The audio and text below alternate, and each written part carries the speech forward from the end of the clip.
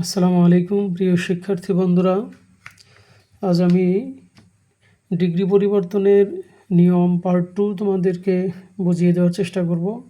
আমি প্রথম পার্টে তোমাদের ডিগ্রির প্রথম নিয়মটা আলোচনা করছিলাম, যেখানে সাবজেক্ট থেকে শুরু করে বাক্যের শেষে ফুল স্টপ ছিল। এখন পার্ট 2তে দ্বিতীয় নম্বর নিয়ম, যেখানে নো আদার থেকে শুরু করে বাক্যের শেষে ফুল স্টপ আছে। আরও দেখতে পাবো যে এখানে ভার্বের পরে অ্যাজ ডট ডট অ্যাজ আছে এবং দুই অ্যাজের মাঝখানে অ্যাজ অ্যাক্টিভ আছে।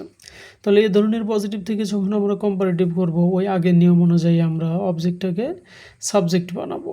এখানে অবজেক্ট আছে ল্যাংরা, একটা আমের নাম। সাবজেক্টের পরে আমরা কি করব, হিসাব অনুযায়ী ভার্ব ব্যবহার করব। এখানে ভার্ব আছে কি আমাদের ইজ, আগের নিয়ম অনুযায়ী সাবজেক্টের পরে আমরা ভার্ব নিয়ে আসলাম কি ইজ। ইজের পরে কি আছে দেখো, অ্যাজ আছে। অ্যাজের পরিবর্তে আমাদের নট নেওয়ার কথা, কিন্তু এর ভিতরে নো আছে। নিয়ম হচ্ছে নট থাকলে বাদ দিতে হবে এবং না থাকলে নিতে হবে। এই বাক্যের ভিতরে নো আছে, তাই আমরা অ্যাজের পরিবর্তে আর কোনো কিছু নিলাম না।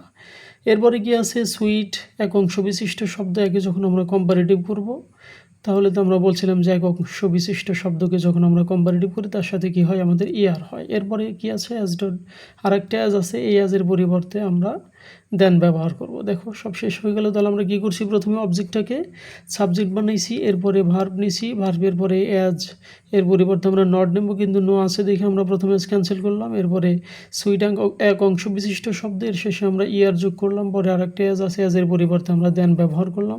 অতঃপর সব শেষে দেখতে পাচ্ছ যে নো আদার ম্যাঙ্গো আছে। এই নোকে যখন আমরা কম্পারেটিভ করব, নো হয়ে যাবে কি অ্যানি, অর্থাৎ any other mango, any other mango হয়ে গেল। এখন আমরা কম্পারেটিভ থেকে সুপারলেটিভে যাব। এই কম্পারেটিভ থেকে যখন আমরা সুপারলেটিভে যাব, তখন এই কম্পারেটিভে যে সাবজেক্ট আর ভার্ব আছে, এই অংশটা আমরা পুরাই নেব। কম্পারেটিভ থেকে সুপারলেটিভে যাইতে কম্পারেটিভের যে সাবজেক্ট আর ভার্ব আছে, সুপারলেটিভে ওই সাবজেক্ট আর ভার্বটা একই হয়ে থাকে। এরপরে কি নেব আমরা, দেন এনি আদার আছে না, দেন এনি আদার। এই দেন এনি আদারের পরিবর্তে আমরা কি ব্যবহার করব, দা ব্যবহার করব। তাহলে দেখো এই দুইটা অংশের মাঝখানে আমাদের অবশিষ্ট আছে কি, সুইটার। এই সুইটের সাথে দেখো কম্পারেটিভ করতে ইয়ার আছে, সুপারলেটিভ করতে এই সুইটের সাথে কম্পারেটিভে আমরা ইয়ার যোগ করছিলাম, সুপারলেটিভে আমরা ইয়ার তুলে দিয়ে ইএসটি ব্যবহার করব। আর অবশিষ্ট আমাদের কি আছে, ম্যাঙ্গো।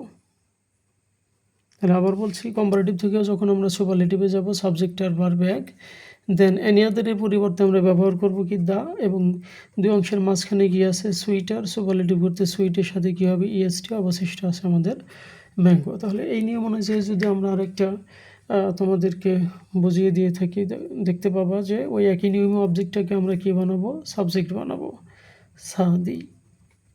সাবজেক্টের পরে আমরা কি নেব, ভার্ব নেব। এখানে ভার্ব আছে অজ, নিলাম। ভার্বের পরে কি আছে, অ্যাজ। যেহেতু নো আছে, তাই আমরা অ্যাজটা নেব না। গ্রেট, তাহলে গ্রেটের কম্পারেটিভ ফর্ম কি, গ্রেটার। পরে আরেকটা অ্যাজ আছে, অ্যাজের পরিবর্তে আমরা কি ব্যবহার করব, দেন।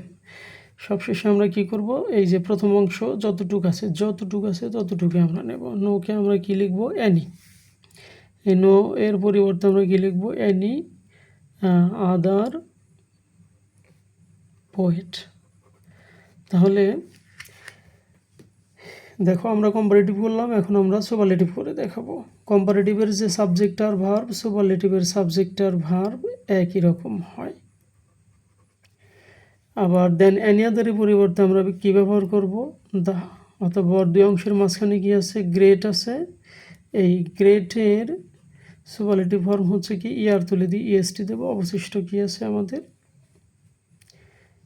এই যে পোয়েট আছে। তো থ্যাংক ইউ ভেরি মাচ। তোমাদের কোনো কোশ্চেন থাকলে কমেন্টের মাধ্যমে জানাইতে পারো, ইনশাল্লাহ আমি বুঝিয়ে দেওয়ার চেষ্টা করব। Thank you very much.